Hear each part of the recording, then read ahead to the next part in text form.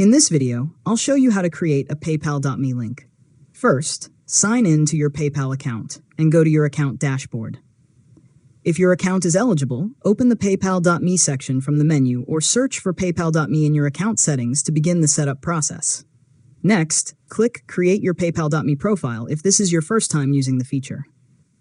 Choose a unique PayPal.me username that represents you or your business. This username will become part of your personalized payment link, so take a moment to choose one that's easy for people to recognize and remember.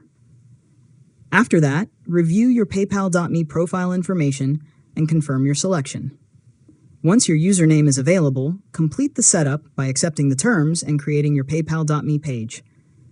Your personalized payment link will be generated automatically in the format paypal.me/your-username, making it easy for others to send you payments. Now, copy your new PayPal.me link and test it by opening it in a web browser.